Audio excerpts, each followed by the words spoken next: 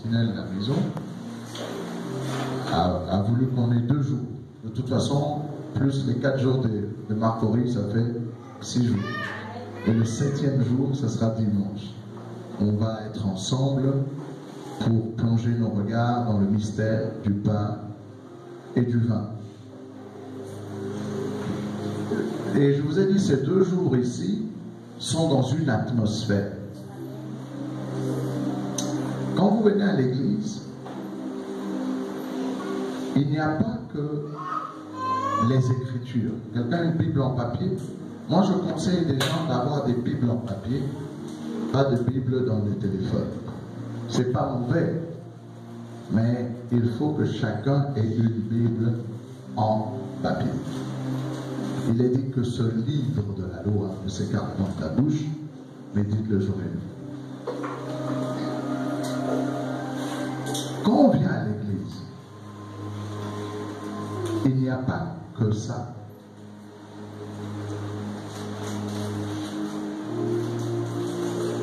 On ne vient pas à l'église juste pour écouter la prédication.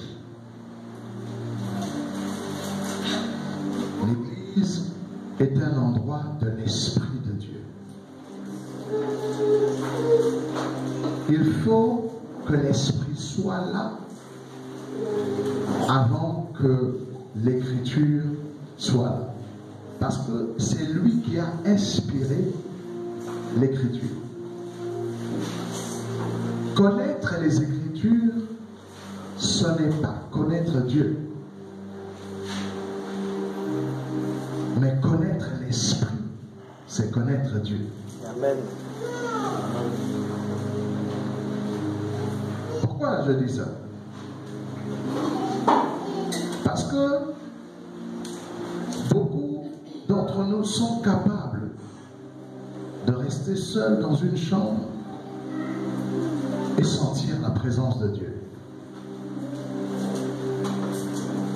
Sans tam-tam, sans batterie, sans piano, sans radio, sans même Bible. Tu es là et tu sens qu'il est là. Le Seigneur, c'est l'Esprit. Et là où est l'Esprit du Seigneur, là est la liberté. L'église, c'est un lieu, c'est pas le bâtiment. L'église, c'est vous. C'est moi. C'est nous qui sommes scellés du Saint-Esprit. Amen. Qui avons l'Esprit du Père qui a été donné au Fils, que le Fils nous a donné parce que nous avons la foi en lui. C'est l'Esprit du Père qui l'a donné à son Fils et son Fils l'a donné à nous parce que nous avons confiance. Adam était dans le jardin d'Éden. Il n'avait pas d'écriture. Abel a adoré Dieu, a donné son offrande. Il n'avait pas une Bible. Enoch a marché 300 ans avec Dieu. Il n'allait pas à l'église avec une Bible. Noé a construit l'arche dans une génération corrompue. Il s'est attaché à Dieu et il n'avait pas d'écriture. Abraham a quitté son pays, sa patrie, la maison de son père, et a marché avec Dieu. Il n'avait pas d'écriture. Autant que Isaac, Jacob, Joseph est devenu prospère en Égypte, premier ministre. Il n'avait pas d'écriture. Le peuple d'Israël est sorti d'Égypte. Ils ont mangé la Pâque. Ils n'avaient pas d'écriture. L'écriture a été donnée quand Israël est arrivé au Sinaï. Dieu a écrit les premières écritures sur la table, les tablettes de la loi, qu'on appelle les 10 commandements. Nous sommes nés de l'esprit d'abord. Et ceci nous a été donné comme un témoignage racontant comment Dieu marche avec les hommes.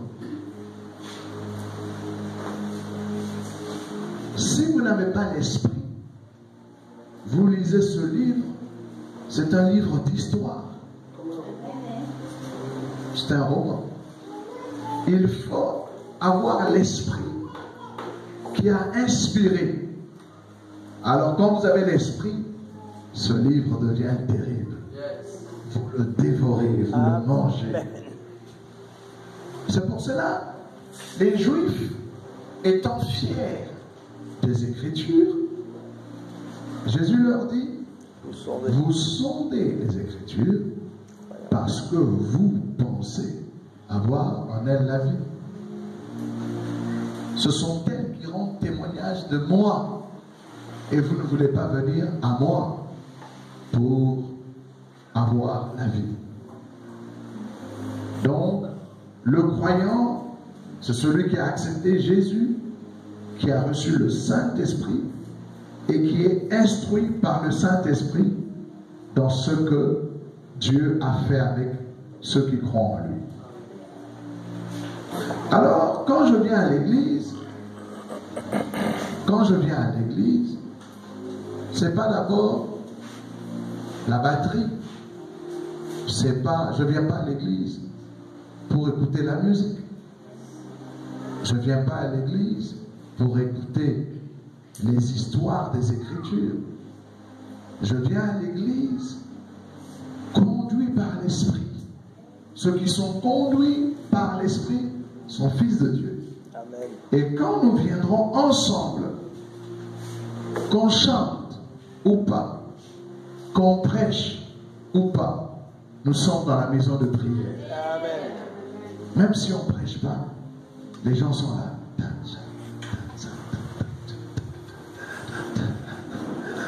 L'esprit se meut. Amen. On parle en langue et on prophétise. Donc le but des Écritures, c'est nous rappeler la fidélité de Dieu. Dieu était avec Adam. Voici ce qu'il a fait. Avec Abel, ce qu'il a fait. Mais c'est l'esprit qui nous conduit. Ça va?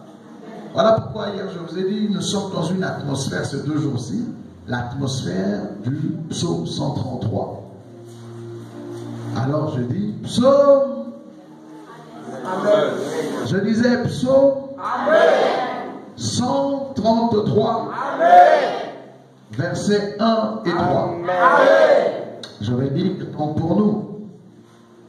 Quelqu'un sent la présence du Seigneur? Amen. Elle est grande, hein? Alléluia. Elle est grande.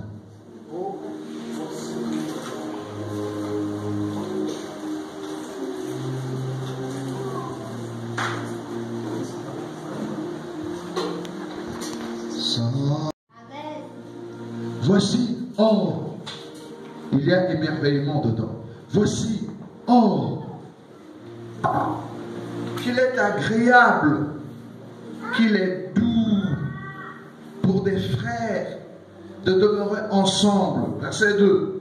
C'est comme l'huile précieuse qui, répandue sur la tête, descend sur la barbe d'Aaron, qui descend sur le bord de ses vêtements. 3. C'est comme la rosée de l'Hermon qui descend sur les montagnes de Sion, car c'est là que l'Éternel envoie la bénédiction, la vie pour l'éternité. Amen. Amen. Dites avec moi oui. Oui. Amen. Amen. Suivez attentivement ce que je veux dire. Je sais comment, je suis comme un chirurgien. La parole sert de petit bistouri pour couper quelque part et la vie de l'esprit va nous prendre en charge. Suivez attentivement. Écoutez ce texte. Vois ici C'est ça que veut dire voici, c'est un contracté. Vois ici. Il est agréable. L'église est un endroit agréable. Amen. Là où 2 ou 3 se rassemblent au nom du Seigneur, c'est agréable. C'est quelque chose qui vous fait du bien. Dans tous vos sens. Spirituellement, psychologiquement, physiquement. Le Seigneur, la Bible dit, sentez et voyez combien l'Éternel est bon. Alléluia. Le problème est que beaucoup viennent à l'église, ils sont venus avec leurs soucis. Je veux avoir ça. Mais Dieu, c'est Dieu qui doit être d'abord tes délices. Fais de l'Éternel tes délices. Il ne faut pas mettre devant tes soucis. Oublie ton besoin. Au fait, quand tu as vu Dieu, Dieu te fait oublier ton besoin. Lorsqu'on tourne vers lui les regards, on est rayonnant de joie. C'est lui qui est notre souverain bien. Alors la Bible dit, vois ici, c'est ici que ça se passe. C'est pas en dehors de l'église. C'est pas en dehors du Seigneur. Si vous êtes dans le Seigneur, c'est agréable. Amen. Rien que le fait d'avoir Jésus dans sa vie et d'être en lui, c'est agréable. Alléluia. Celui qui vous parle là n'est pas un extraterrestre. Je connais le fait d'être un être humain. J'ai été enfant. Je sais ce que c'est pleurer. Je sais ce que c'est se blesser. Je sais ce que c'est avoir mal, avoir faim. Je participe pleinement à l'humanité. J'ai été jeune homme aussi. Je ne suis pas encore vieux. Mais j'ai été aussi jeune homme. Turbulent, essayant de goûter au plaisir de la vie. Mais je vous assure qu'il n'y a rien de plus agréable que le Seigneur. Alléluia. Amen. Rien ne vaut lui. Et souvent, quand on vient à l'église, les gens viennent à l'église d'une manière égoïste.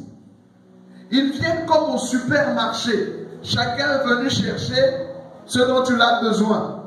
Ils croisent des gens, ils saluent des gens, mais ils ne comprennent pas la beauté, le côté doux d'avoir un frère et une sœur. On est dans une église, une génération d'une église où les frères sont en compétition, pas avec le monde, mais avec les frères. Aïe, aïe, aïe, aïe. Chacun vient pour lui. Non, nous ne venons pas pour nous. Nous venons pour lui, le Seigneur. Amen. Pourquoi ce n'est pas agréable? Parce que nous sommes en compétition avec les choses que le monde produit.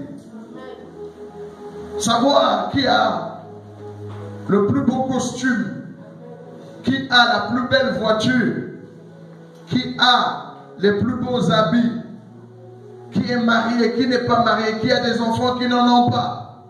Alors nous pensons que le bonheur, c'est en dehors du Seigneur. Il faut que le Seigneur nous donne ces choses, pas seulement des choses, ces personnes. Qu'on voyage, qu'on aille loin. Si vous n'avez pas trouvé le bonheur en la personne du Seigneur, vous ne trouverez pas de bonheur ailleurs. Amen. D'où le psalmiste disait, l'Éternel est mon berger, ma part. Amen. Vois ici, voici le lieu, quand nous sommes ensemble, animés par l'Esprit, conduits dans nos sentiments, dans nos émotions, à la joie du Seigneur. C'est agréable. Amen. C'est doux. C'est bon. Ça fait du bien que de se retrouver dans la présence du Seigneur, pas seul, mais avec des frères. Voici, oh, la personne s'étonne, hein, c'est ce qui est dans ma traduction. Voici, oh, et la personne qui nous écrit ça, c'est quelqu'un qui sait apprécier le Seigneur. On nous dit cantique de degré de David. David, c'est un nom. Mais en hébreu, ça se dit David. Ça veut dire celui qui est bien aimé. Le nom de David veut dire celui qui est... C'est un bien-aimé. On nous appelle l'assemblée des bien-aimés. Demande à ton voisin, est-ce que tu m'aimes? Est-ce que tu m'aimes? Oui, je t'aime. Est-ce que tu m'aimes? Oui, mais tu m'aimes, est-ce que tu m'aimes bien? Oui, je t'aime. On peut mal aimer, n'est-ce pas? Est-ce qu'on peut mal aimer? Je pose la question.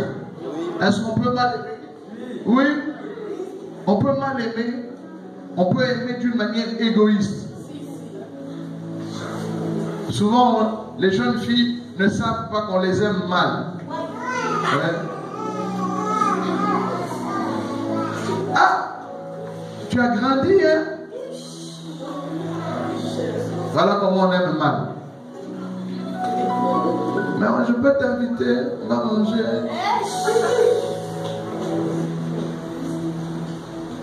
Tiens, 5000 francs. Toi, tu crois qu'il t'aime? Non, c'est un loup qui te prépare à être mangé. Mais on nous dit d'aimer bien, avec compassion. David, le bien-aimé, lorsque Dieu a parlé de David à Samuel, il dit, j'ai trouvé David, l'homme qui poursuit mon cœur. Vous venez à l'église, pourquoi? Il y en a qui viennent à l'église, pasteur, déprimés. Ils sont là parce qu'on leur a dit, mois de juillet, mois de bénédiction, mois d'août, mois de ceci, année telle, année de cela. Alors quand le mois passe, ils n'ont rien vu. Ils sont dépressifs. Ils n'arrivent pas à apprécier le Seigneur. Ils sont venus à l'église pour un miracle au lieu de venir d'abord à l'église pour le Seigneur. Donc, quelqu'un comprend ce que je veux dire? Alléluia. Pourquoi les gens s'ennuient? Ils sont venus dire, église, là, moi je suis fatigué. On a prié, on a donné. On nous a posé les mains, on nous a mis les pieds, on a craché sur nous. On a tout fait. Il n'y a pas de miracle. Le miracle est déjà là. La joie du Seigneur. Amen. Le miracle est déjà. L'esprit est là. L'esprit est là. On est né de l'esprit.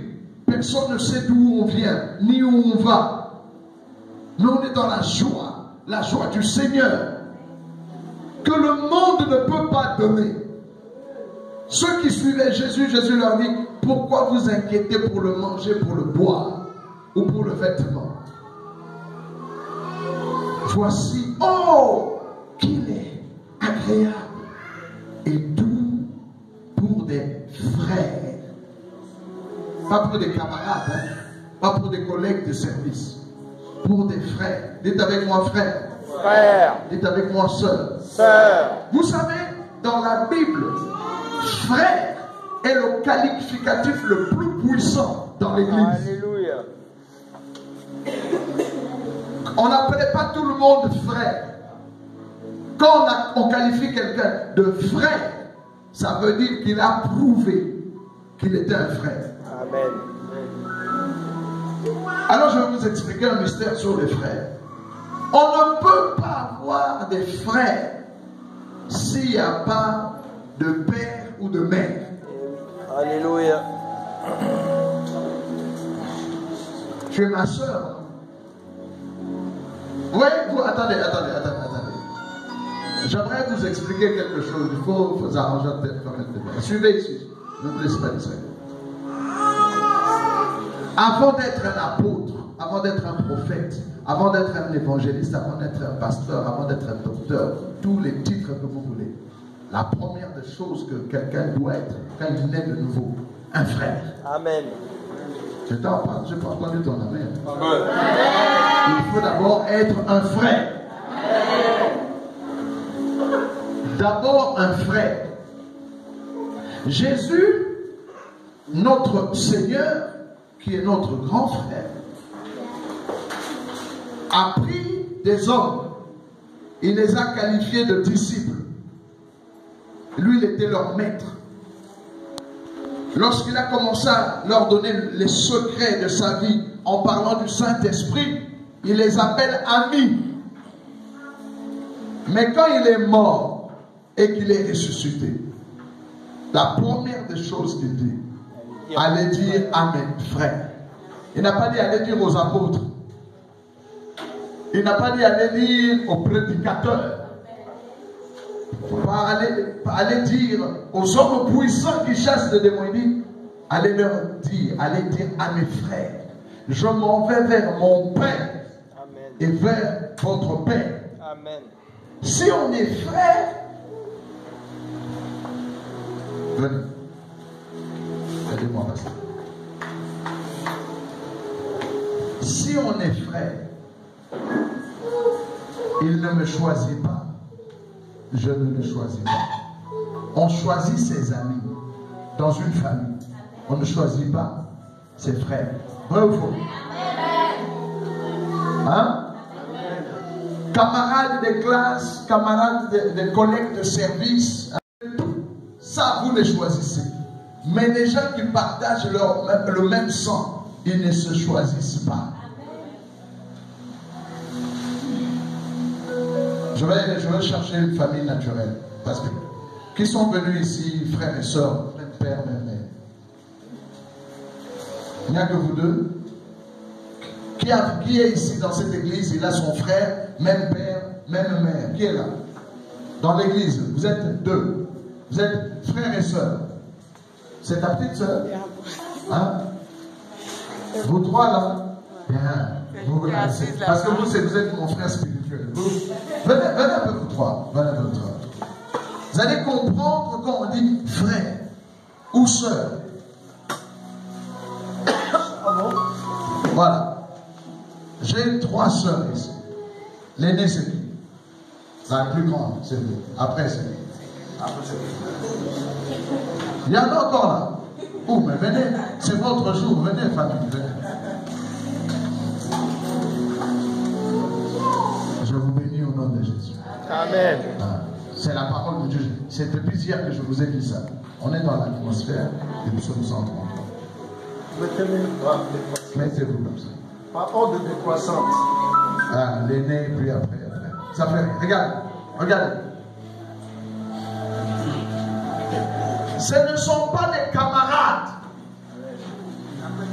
Camarades ont choisi. Amis ont choisi.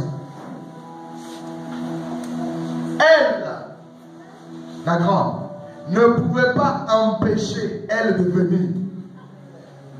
Elle ne pouvait pas empêcher à elle de venir. Elle ne peut pas l'empêcher de venir. Elles ne se sont pas choisies. Elles sont le produit de la volonté de leur père. C'est papa et maman qui ont fait que eux soient des sœurs. Qu'elles soient des sœurs. Quelqu'un comprend ça? Amen. Il ne faut pas être comme Caïn, qui est jaloux et tue Abel. Mais si on est frères, ce n'est pas ma faute. Ils peuvent se disputer, chacun peut aller de son côté. Elles sont condamnées à être des sœurs. Parce qu'on dit, quand la Bible dit, voici combien il est bon et doux pour des frères. Les gens pensent que frères là, à l'église, on s'est choisi.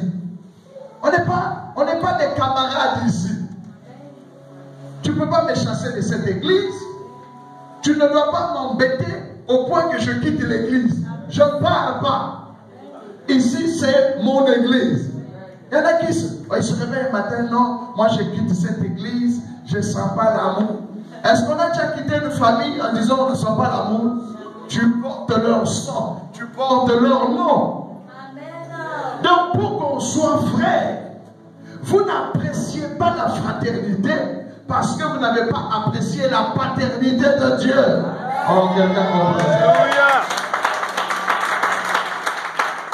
Si on apprécie la paternité de Dieu, c'est ce qui rend la fraternité agréable. La fraternité, son côté agréable est conditionné par la vérité, la conscience de la paternité. Elles savent Elles savent. Ils ont grandi ensemble. Ils ont tété le même sein. Sont sortis du même ventre. Ils ont eu leur enfance, ils ont eu faim. Elles ont eu faim ensemble. Quand leur grand-mère est morte, par exemple, si elle est morte, je donne des exemples. Elle est là, ma grand-mère est là. Elle est là. Elle est là encore là, vous ne savez pas. Soit, laissez-moi, je donne juste un exemple. Quand grand-père meurt, la manière dont eux pleurent, vous ne pleurez pas. Parce que vous venez juste les consoler. Mais eux sentent qu'on a perdu notre grand-père. On a perdu notre grand-mère. Vous êtes des amis. Si elles perdent leurs parents, nous venons d'eux. Mais la manière dont eux pleurent leur papa ou leur maman, ils pleurent différemment de vous. Parce qu'elles sont des sœurs. Amen. Et ce qui est beau dans la famille, les quatre ici, quand elles se promènent, si elles sont avec leurs parents, elles disent pas, et quand elles rencontrent maman ou papa avec des amis, elles disent pas, c'est notre papa, chacun dit c'est mon père, c'est ma mère. Est-ce que quelqu'un comprend la puissance? Donc, ce qui fait d'elles des sœurs, c'est pas l'amour, c'est pas la camaraderie. Ce qui leur impose cette fraternité, c'est que c'est la volonté du papa biologique et de la maman biologique. Donc, nous n'apprécions pas notre fraternité parce que nous n'avons pas compris la paternité de Dieu sur nous. Amen. Ça va? Il n'a pas dit je m'en vais chez notre père. Il dit je m'en vais vers mon père et votre père. Pour moi, il est le mien. Est-ce qu'il est le vôtre aussi? Amen. Merci. Acclamons le Seigneur.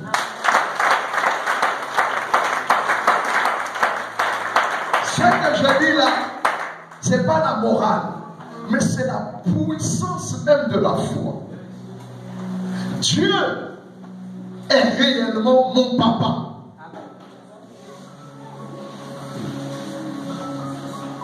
Vous voyez dans le sermon sur la montagne, quand Jésus dit, lorsque vous priez, dites notre Père. Ça, il parlait du Père créateur. Il ne parlait pas du Père comme Père quand Jésus nous a dit que nous sommes enfants de Dieu. Parce qu'il est le Père. C'est pour cela que Jésus dit, regardez, il nourrit les oiseaux du ciel. Ça, c'est le Père de la création.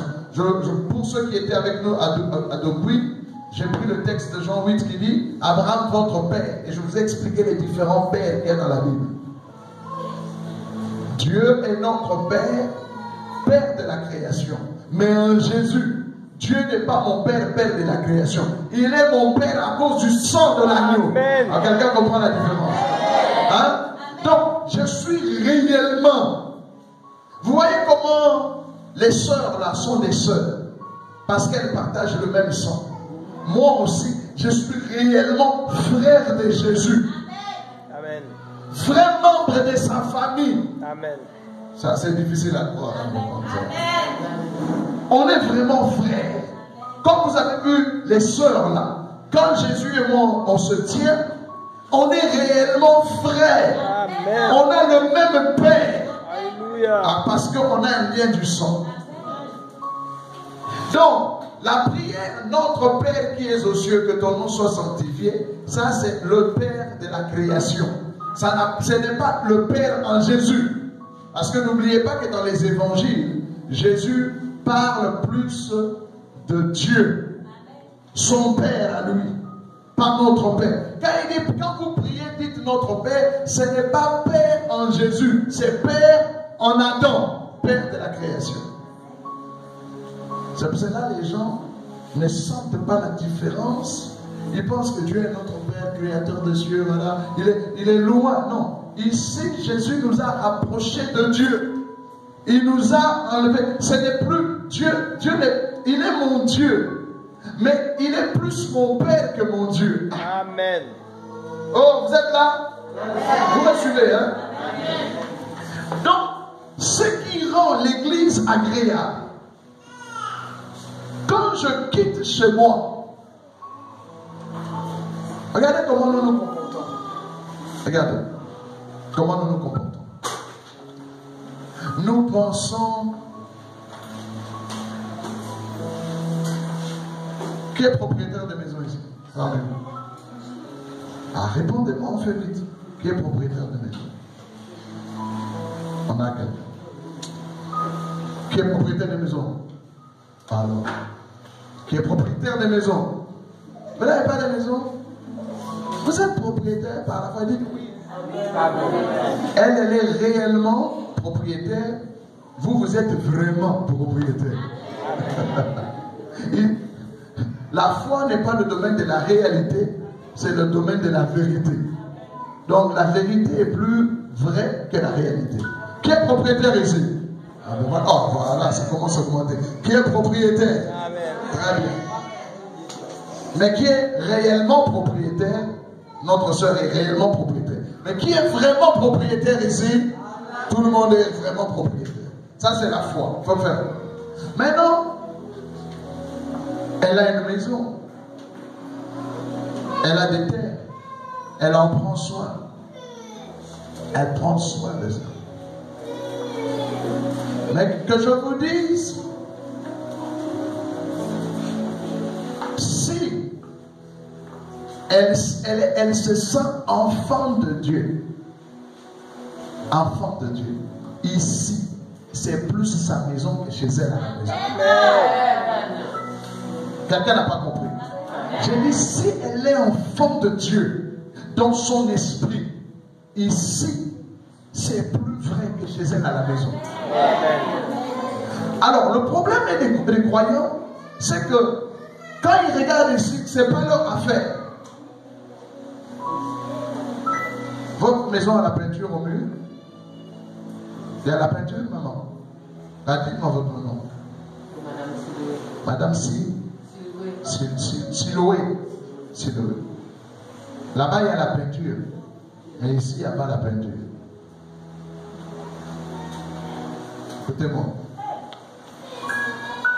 La Bible dit, vous habitez des maisons lambrisées.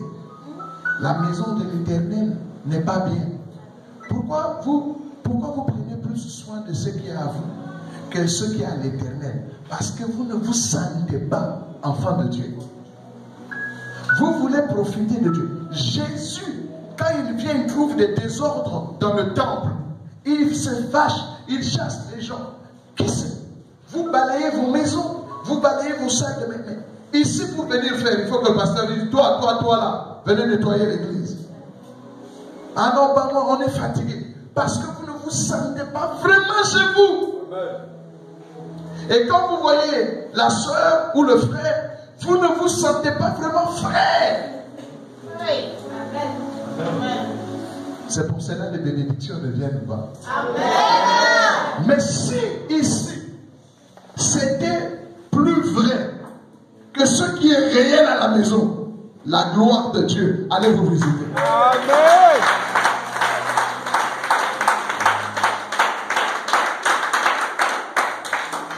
Ici, ce n'est pas chez le pasteur. Ou à Marcory, ce n'est pas l'affaire du pasteur.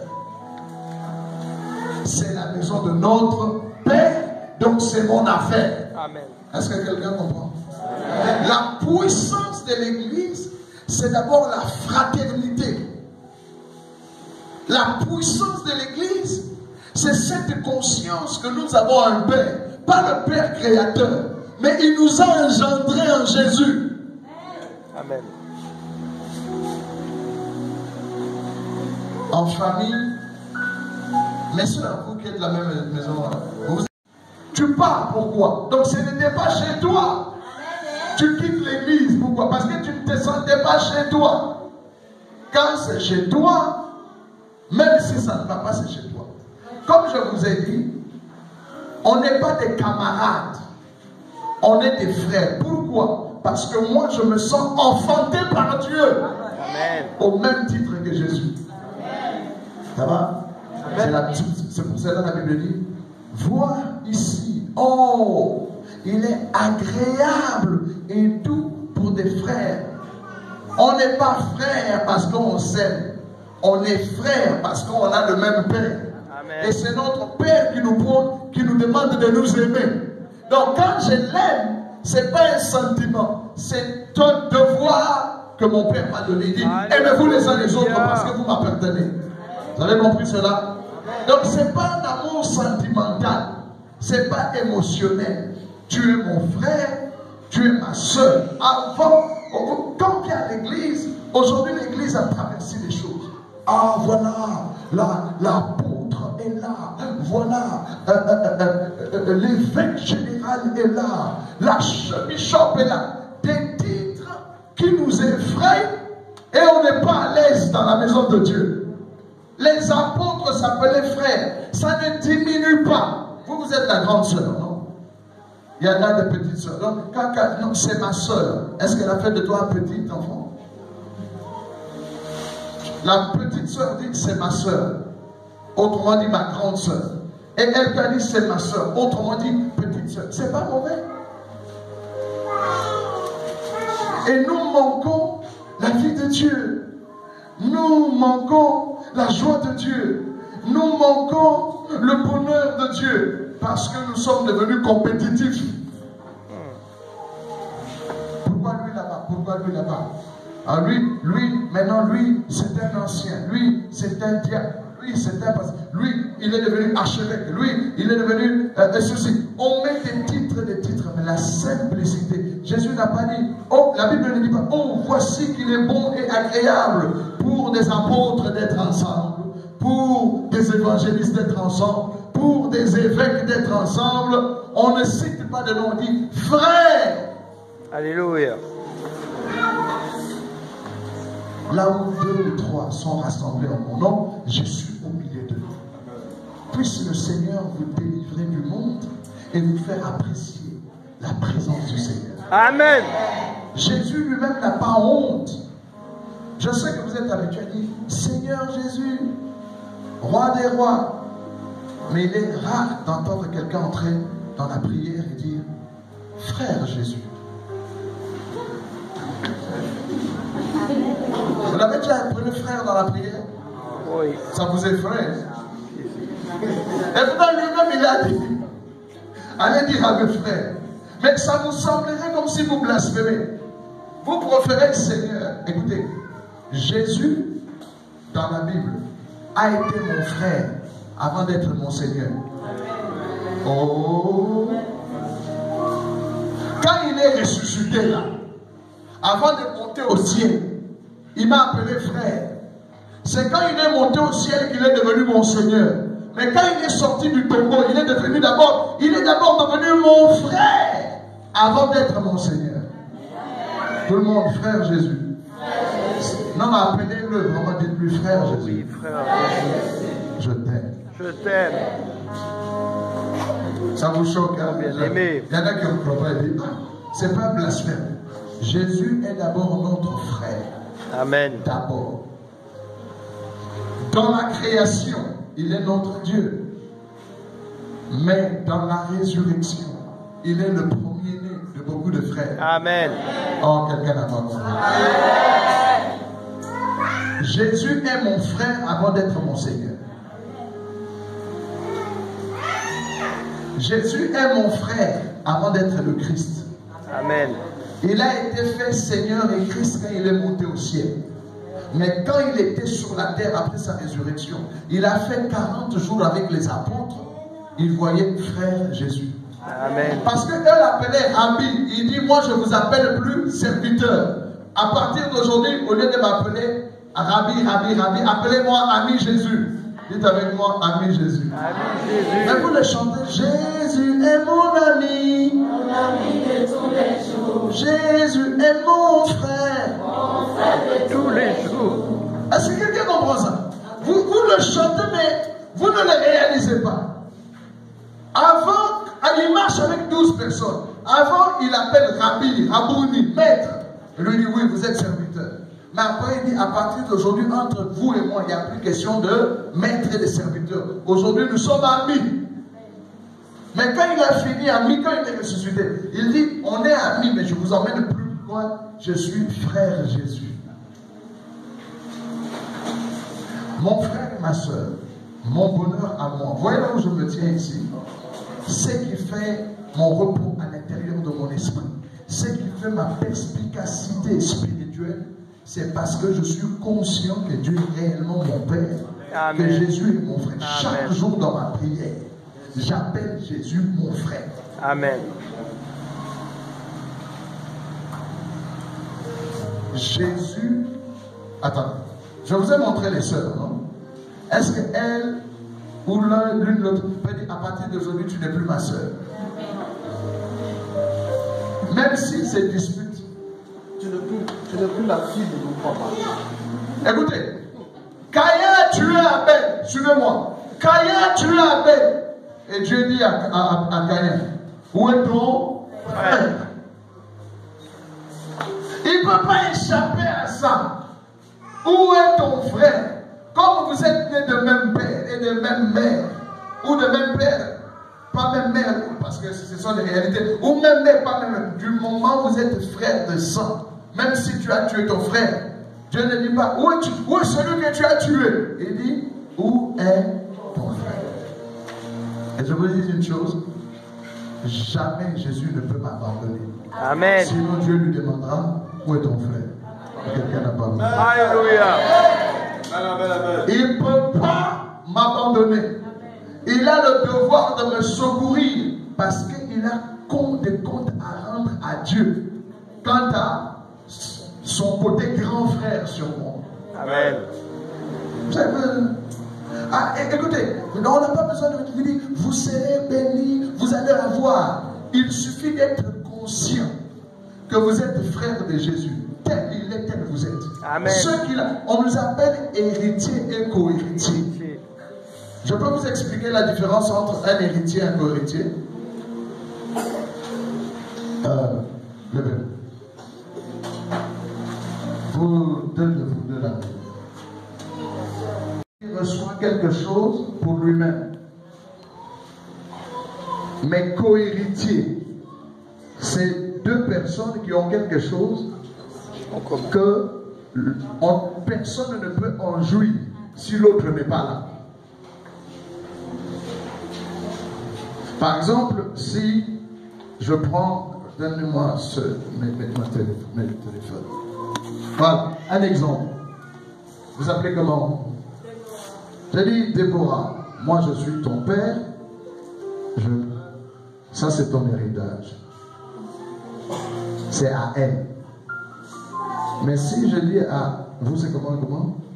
Épiphanie et Arlette, ça, c'est votre héritage en commun. Donc, téléphone là, si elle n'est pas là, ne l'ouvrez pas. Si elle n'est pas là, vous deux là, ce téléphone, vous devez regarder ça ensemble. Mais elle a son héritage. Même si elle est seule, elle a des comptes à rendre à personne. Ça, c'est une héritière. Mais les co-héritiers, si l'un n'est pas là, l'autre ne peut pas vous prendre ça. Alléluia. Donc, Jésus a des choses auxquelles il ne peut pas toucher si je ne suis pas là.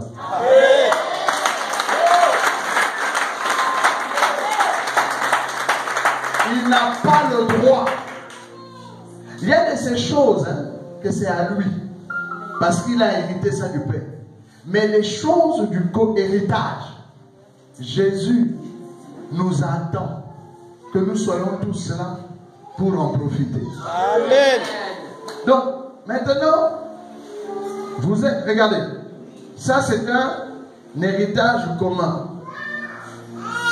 Supposons que il y a un match, la Côte d'Ivoire va jouer. Mais si Arlette n'est pas là, et puis Fanny ne peut pas ouvrir le téléphone pour regarder le match. Tiens, Arlette est ici. Regardez, Arlette est là. Et puis Fanny est là. Le match va commencer. Qui tient le téléphone? Maintenant, le match va commencer. Qui va appeler l'autre? C'est Arlette ou Epiphanie? Mais Arlette, viens vite, non? Arrête! Fais vite! C'est pour cela que Jésus nous appelle. C'est lui qui tient. Mais le Père lui a dit, si Paul David n'est pas là, tu ne prends pas ça. C'est pour cela qu'il envoie des gens aller évangéliser, aller chercher tel. Parce qu'il est dans le livre depuis la fondation du monde. S'il ne vient pas, on ne peut pas. C'est pour cela que quand vous n'évangélisez pas, vous énervez le Seigneur. Parce que le Seigneur a des choses qu'il ne peut pas ouvrir. Parce qu'il y a un frère qui est encore sous l'art.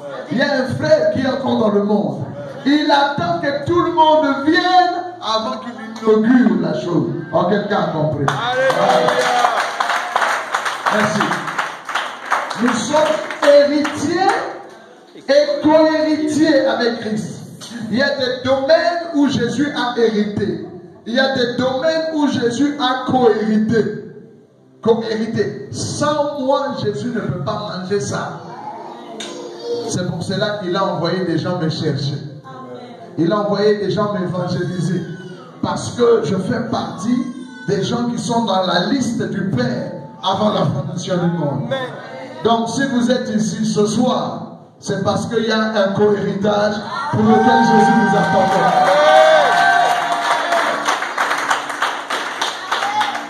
Il y a de ces choses que tu vas partager avec Jésus dans la gloire.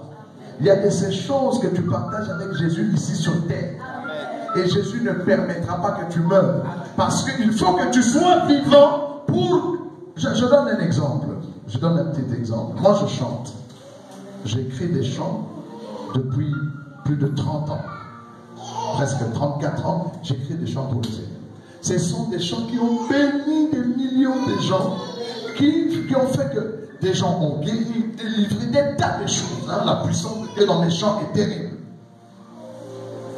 Ces choses-là, ces chants-là, seul moi pouvais les produire de la part du Seigneur. Donc Jésus ne pouvait jamais permettre que je meure. Jamais. Parce qu'il a un héritage qu'il voulait faire bénéficier à tout le monde, lui et moi et tous les autres.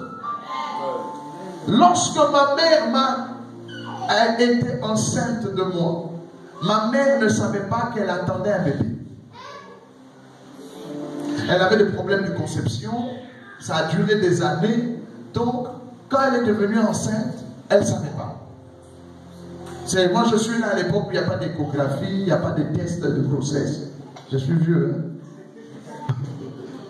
Au village, là où il n'y avait même pas d'électricité dans mon pays, donc, ma mère ne savait pas. Alors, comme elle n'avait pas l'habitude de grossesse, elle était déjà âgée, on a pensé qu'elle avait une tumeur. Et comme on ne savait pas que c'était un bébé, on lui donnait des médicaments pour tuer la tumeur. C'est moi là que le diable appelait tu meurs. Mais Dieu disait tu vis. Elle a pris on a dit tu meurs. Mais Dieu m'appelait tu vis. Et puis elle est allée sortir de son village, et puis des sœurs catholiques sont venues, elle est allée se grandir, elle souffre, elle ne comprend pas ce qu'elle a. Ils ont tapé son ventre, ils ont dit non madame, ça c'est pas une maladie. C'est pas une tu meurs, c'est une tu vis. Et puis, elle a arrêté les médicaments.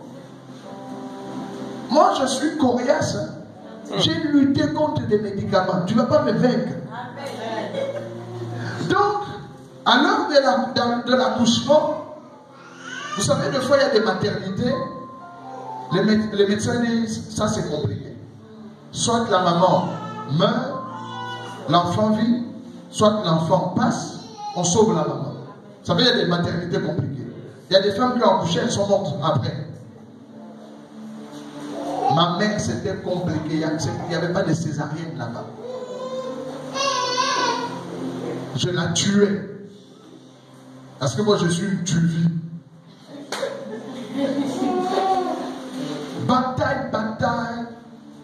Ma mère est tombée pratiquement dans le coma. En train de lutter. Vous savez quand on dit aux mamans, pousse, pousse. Elle ne peut pas se mourant. Pendant qu'elle était dans le coma, elle a fait un songe. Je suis sorti de son ventre directement, je me suis mis debout. Et je parlais. Il y avait une foule. Ma mère ne savait pas lire et écrire. Mais elle a vu simplement, j'étais en train de parler, de sortir de son ventre, debout en train de parler. Après ça, on l'a ranimée, elle est revenue à la vie. Elle était au village.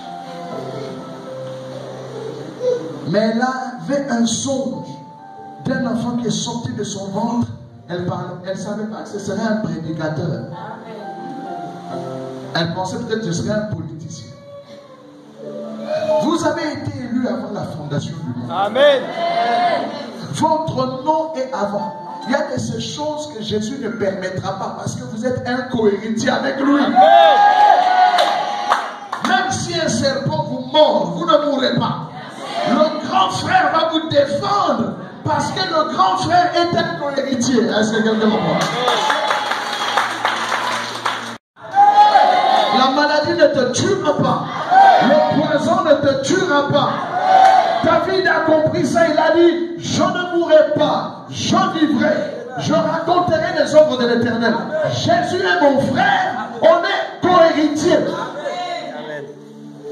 Donc il n'y a pas, Seigneur, aie pitié de moi, garde-moi des accidents. Moi je ne prie pas, c'est lui qui me demande, je t'en supplie, ne meurs pas. Moi je ne supplie pas Jésus, c'est Jésus qui me supplie.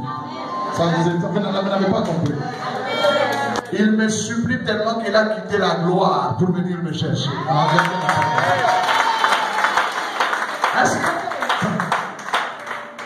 Quand Dieu a fait Jésus, la Bible dit que Dieu avait un dessein. Il ne voulait pas avoir un fils unique. Il voulait avoir plusieurs fils. Vous vous imaginez, Dieu a quitté le ciel. Il est devenu un être humain.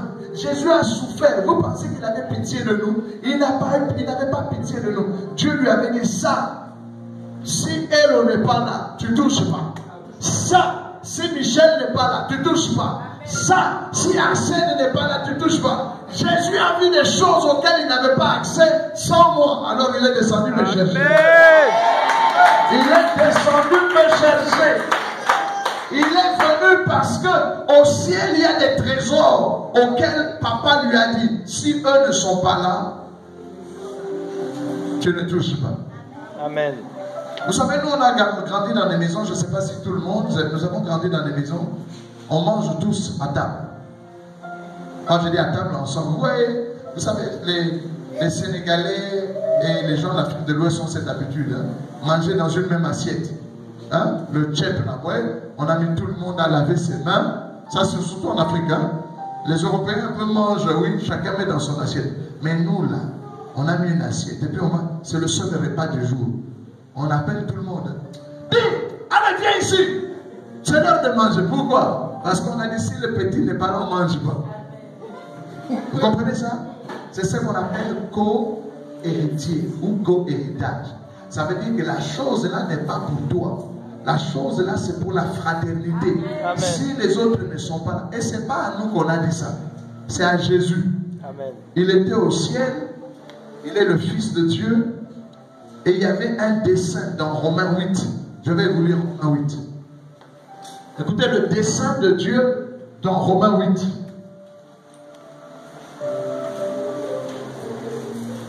J'ai l'impression d'avoir débordé déjà. Pas encore? Merci mon pasteur. Quelqu'un est béni? Ah, ça, vraiment, si vous n'avez pas compris, vous avez raté tout l'évangile. Romains chapitre 8. Romains. Amen. Entendez, Romains. Romains. Chapitre 8.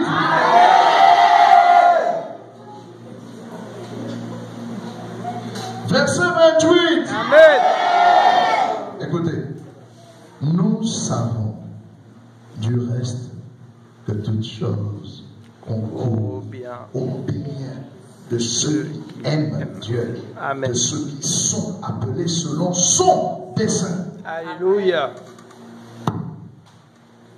J'entends souvent sur le message de la destinée, souvent, nous sommes égoïstes. Ma destinée, ma destinée, ma destinée. Personne d'entre nous n'a sa destinée. Nous tous, nous avons une destinée commune en Christ. Amen. Il n'y a qu'un dessein de Dieu. Le verset 29. Car ceux qu'il a connus d'avance, c'est au pluriel, il les a aussi prédestinés à être semblables à l'image de son Fils, afin que son Fils soit le premier-né de beaucoup de frères. Amen. Nous avons connu le dessein de Dieu. Amen. Donc on avait, quand Jésus était au ciel, Dieu lui avait déjà dit, je suis ton Père, mais j'ai un dessein. Mon dessein est que tu ne sois pas seul. Il y a des choses pour lesquelles tu peux être seul, mais il y a des choses pour lesquelles je n'ai pas prévu que tu sois seul. Et pour ça, si tu veux les avoir, même si tes frères ne sont pas là, tu n'as qu'à les mourir pour eux. C'est pour ça que Jésus est descendu des cieux. Il a pris la forme d'un homme. Il est venu souffrir. Les gens disent souvent, Jésus, oh, Jésus est mort pour nous. Moi, je pleure pas de la mort de Jésus. Je dis, c'est bien.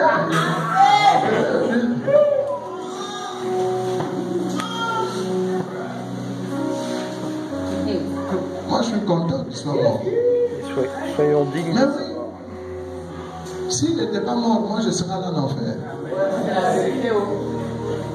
S'il n'était pas mort, moi, je serais peut-être drogué. C'est bien qu'il soit mort.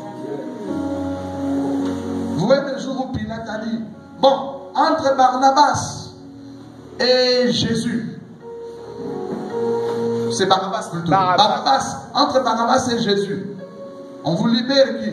Si moi j'étais dans la foule, j'allais dire, tu es Jésus, tu es. Si Barabbas meurt, moi aussi je meurs. Mais si Jésus meurt, moi je vis. Amen.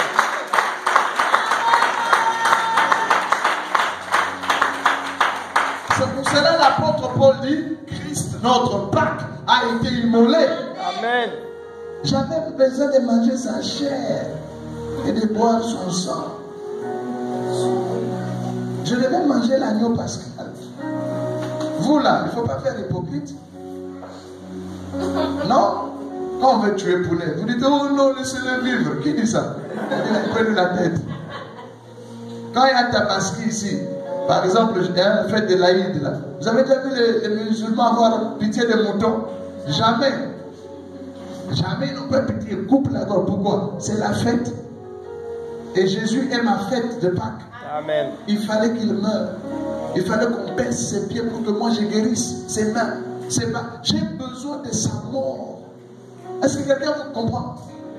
Moi je ne peux pas avoir pitié de Dieu, de Jésus. Si Jésus, Dieu n'a pas eu pitié de lui dans sa mort, quelqu'un ne réfléchit pas.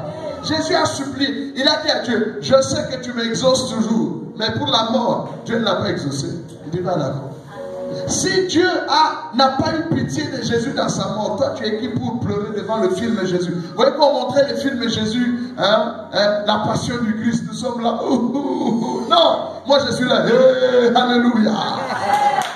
Chicotez-le, percez-le, alléluia. Chicotez-le, percez ses pieds, percez son côté. Amenez-les y à table. C'est ce qu'on va faire dimanche. On va les manger, on va le boire. Alléluia. Alléluia. Jésus est mort. Alléluia. Alléluia. Ça vous paraît bizarre. Ici, nous célébrons sa mort. Alléluia. Jésus est mort. Jésus. Quand il est mort là, l'enfer tremble. S'il est vivant, l'enfer se réjouit. C'est pour cela que la Bible dit, s'ils avaient su, ils n'allaient pas le crucifier. Acclamons Jésus mort. Alléluia. Jésus est mort. Jésus est mort. Jésus est mort. Et Paul dit, Jésus est mort et bien plus, Jésus ressuscité. Jésus ressuscité. Vous comprenez ça? mais c'est ma faute. Mais il devait mourir. Sinon, moi, j'allais mourir. Mais pourquoi il est mort? Il n'est pas mort simplement parce que pour que moi, je n'aille pas en enfer. Non, il y a un dessein. Il y a un héritage, un co-héritage. Sans moi, il ne mange pas ça. C'est pour cela, il doit dire à papa, papa, permets-moi de manger l'héritage. Lui, il a refusé. Il a préféré le monde. Donc, je peux manger. Mais le devoir de Jésus, c'était d'abord venir nous dire, il y a beaucoup de demeures dans la maison de mon Père. Je suis venu vous chercher. Il y a la fête là-bas. Il y a la joie. Donc, si vous ne voulez pas, je dois dire à papa que vous avez refusé. Donc, il est venu jusqu'ici nous chercher. L'un d'entre vous là, je ne rentre pas ici sans toi. Ah, tu ne vas plus dormir.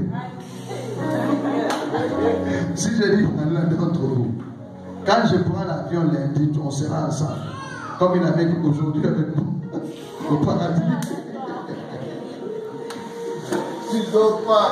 Mais alors, Jésus est venu vous dire, la maison là-bas est en train d'être préparée. Arrêtez de fumer, arrêtez de voler, arrêtez le monde. Et pourquoi tu ne veux pas écouter? Donc, nous ici, on ne nous dit pas, arrête de voler, tu vas aller en enfer. Non, arrête de voler, il y a un repas à Sion. Arrête de voler, il y a des demeures. L'évangile, ce n'est pas faire peur aux gens avec l'enfer. L'évangile, c'est réveiller les gens avec l'amour de Dieu. Amen. Il y a un festin, il y a les noces de l'agneau qui nous attendent. Amen. C'est pour cela que la Bible dit, oh, voici, il est agréable et doux pour tes frères. Il y a un héritage. Sans toi, je ne peux pas le prendre. Donc je t'encourage. Si je vois que tu veux quitter l'église, je dis non frère, viens, reviens à l'église. Frère, viens à l'église. Je ne viens pas te chercher parce que tu vas aller en enfer. Je viens te chercher parce que sans toi, il n'y a pas moyen que je mange. Aucun cas non plus. Alléluia. Acclamons le Seigneur. C'est la vie, cette joie, cette abondance. Donc Jésus a une grande maison, beaucoup de demeures au ciel. Il a dit, le Fils de l'homme est venu, apparu pour chercher ceux qui sont perdus. Parce qu'il y a une fête qui nous attend. Amen. Je vous dis, il y a une fête. Il y a une longue table. Il y aura Abraham, Isaac. Il y aura Alléluia. il y aura David. Il y aura Joseph à cette table. Il y aura Salomon. Il y aura Élie. Il y aura Élisée. Il y aura Josué. Il y aura Esther. Il y aura Déborah. Il y aura Daniel. Il y aura Matthieu. Il y aura Marc. Il y aura Paul. Il y aura Timothée. Il y aura Silas. Il y aura Sylvain. Est-ce que tu seras là? Oui, Je te amen. demande, est-ce que tu seras là? Est-ce que tu seras là? Et l'église. Vous savez, quand vous voulez aller vous voulez voyager, où est-ce qu'on prend l'avion? À l'aéroport. Si vous devez voyager par mer, où est-ce qu'on prend le bateau? Au port. N'est-ce pas? Vous voulez prendre le train, où est-ce que vous allez? À la gare. Et ici, c'est l'aéroport, c'est le port, c'est la gare. C'est ici. Amen. Les gens de l'église primitive allaient tous les jours à l'église. Ils venaient entendre la bonne nouvelle. Oh, c'est difficile, on dit non, ça va passer. Bientôt, bientôt il revient. Bientôt le grand frère était venu mourir pour que nous ayons accès là-bas. Le sang a servi de savon pour nous purifier, pour nous laver. L'Esprit nous a donné le parfum. Il y a des robes qui sont en train d'être préparées. Nous serons vêtus de blanc, nous entrerons au ciel. Les anges vont jouer la musique. Ici, c'est nous qui jouons, mais là-bas, c'est eux qui vont jouer. Vous savez que les anges, quand ils nous voient, ils tremblent.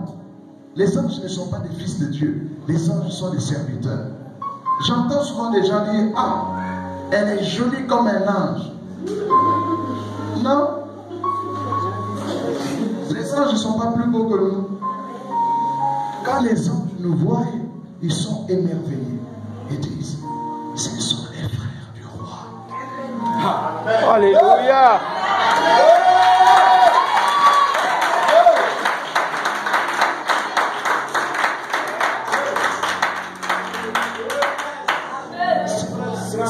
Ce sont les fils du boss.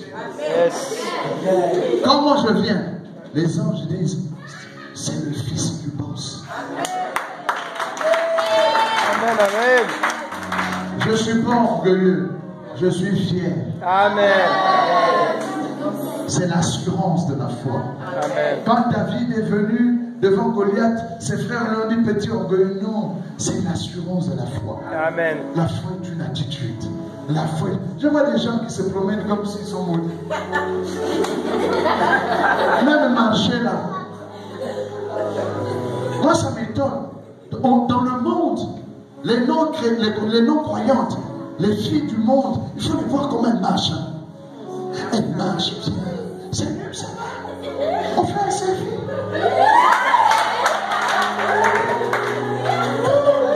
Mais regardez les chrétiens.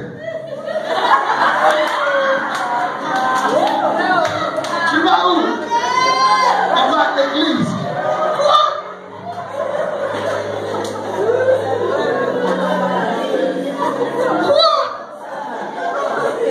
On n'est pas aux obsèques de Jésus ici. Hein? Il y a des religions où leurs maîtres sont morts. Ici, il est vivant. Amen.